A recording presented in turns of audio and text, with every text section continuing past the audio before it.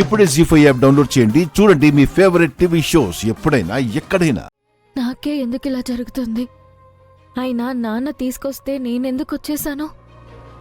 ఆ రోజు చేసిన తప్పే మళ్ళీ చేస్తే నా ప్రేమకి అర్థమే ఉండదు. ఇక్కడుంటే ఇలాగే 4 గోడల మధ్య నాతో నేనే మాట్లాడుకోవాలి.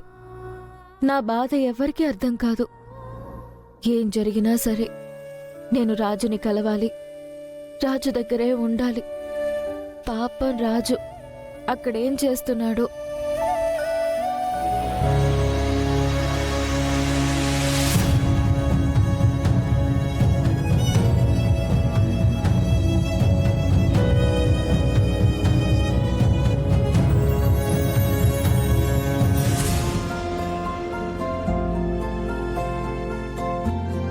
అమ్మాయి గారు, రాజు, రాజు, అమ్మాయి గారు,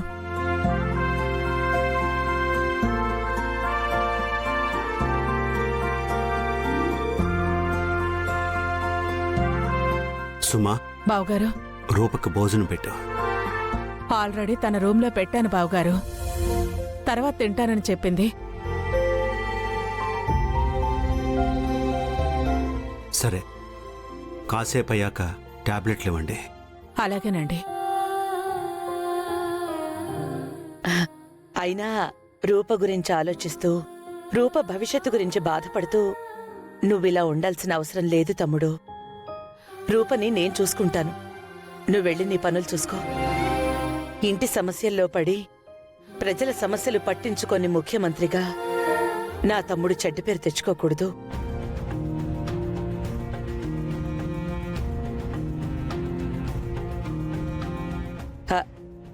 ఏంటి ఆలోచిస్తున్నావు తమ్ముడు?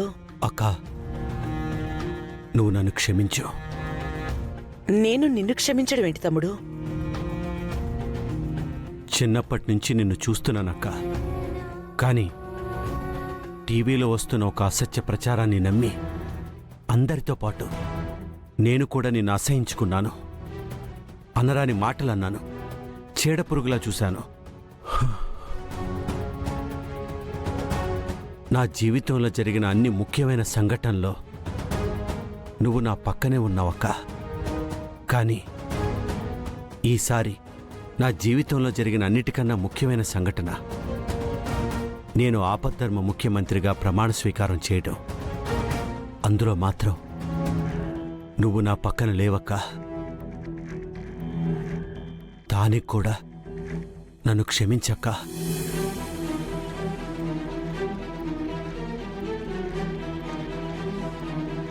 ఆ రాజుగాడు మనసులో ఏ దురుద్దేశం పెట్టుకొని ఇదంతా చేశాడో తెలీదు, కానీ వాడు మాత్రం చాలా పెద్ద తప్పు చేశాడక్క.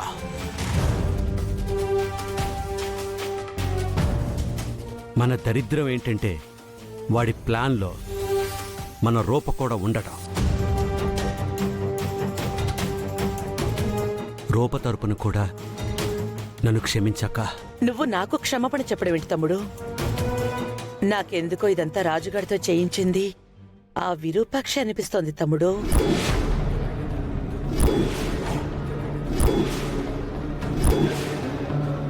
తను చేసిన తప్పుడు పనిలాగే నా మీద కూడా నిందలు వేసి నిన్ను నన్ను దూరం చేయాలని చూసింది తమ్ముడు.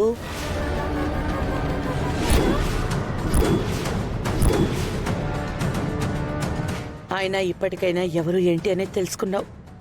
నాకదే చాలు తమ్ముడు. బయట వాళ్ళు ఎవరేమనుకున్నా నాకు సంబంధం లేదు. నా తమ్ముడు నన్ను అర్థం చేసుకున్నాడు. ఈ రోజు నేను మళ్లీ పుట్టినంత ఆనందంగా ఉంది తమ్ముడు.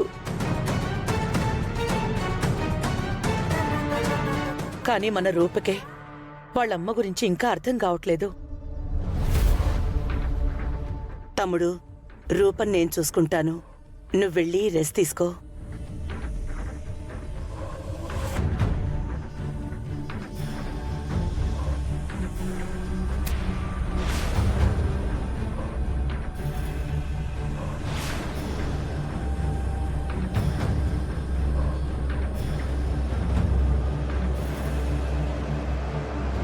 రాజు, నేనే నీ దగ్గరికి రావాలనుకున్నాను, నువ్వే వచ్చావు.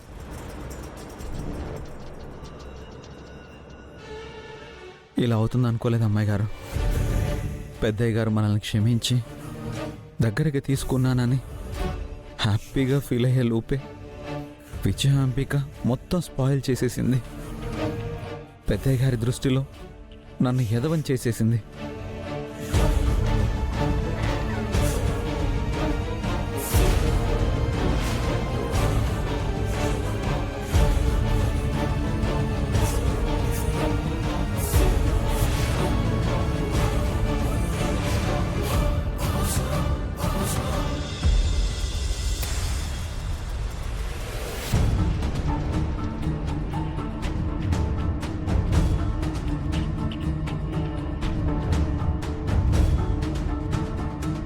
రూపా, నువ్వింకా భోంచేలేదా?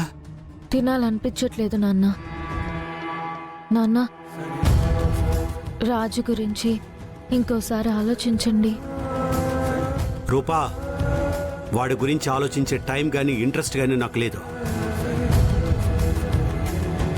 నా ఆలోచన అంతా నీ గురించి మాత్రమే. నువ్వు కూడా వాడి గురించి ఆలోచించడం వదిలేసి నీ గురించి మాత్రమే ఆలోచించు. ఇప్పుడు అన్నిటికన్నా నీ ఆరోగ్యమే ముఖ్యం నాకు. భోంచేసి టాబ్లెట్ వేసుకో.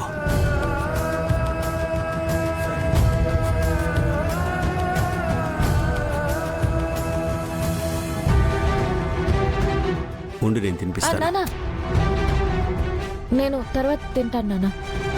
మీరు వెళ్ళి రెస్ట్ తీసుకోండి. ఉదయాన్నే మాట్లాడుకుందాం. సరే అమ్మా, మర్చిపోకుండా భోంచేసి టాబ్లెట్ వేసుకో. ఉమ్.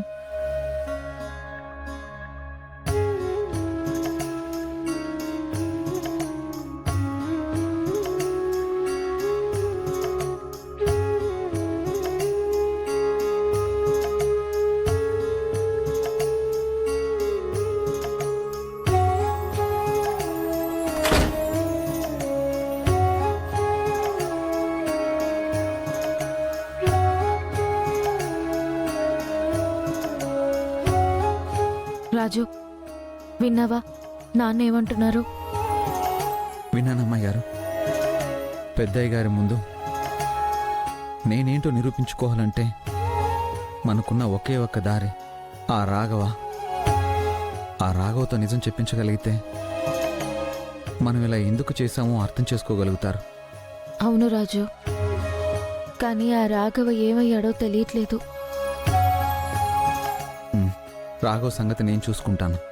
మీరు ఇక్కడ హ్యాపీగా ఉండండి అమ్మాయి గారు. నేను ఇక్కడ ఉండలేను రాజు. నువ్వెక్కడుంటే నేను అక్కడే ఉంటాను. నేను ఎక్కడున్నా నా మనసు ఇక్కడే ఉంటుంది అమ్మాయి గారు. మీరు ఇక్కడ ఎంత హ్యాపీగా ఉంటే నేను అక్కడ అంత హ్యాపీగా ఉంటాను. కానీ ఎన్ని రోజులు రాజు ఇలా? మనం ప్రతిరోజు కలుస్తాం అమ్మాయి గారు. మీకు నన్ను చూడాలనిపించిన 10 నిమిషాల్లో మీ ముందు ఉంటాను. ఒకవేళ అలా రాకుంటే నేనే మీ ఇంటికి వచ్చేస్తాను. అలాగే అమ్మాయి గారు. జీ5 యాప్ డౌన్లోడ్ చేసి అన్ని ఎపిసోడ్స్ పూర్తి ఉచితంగా చూడండి.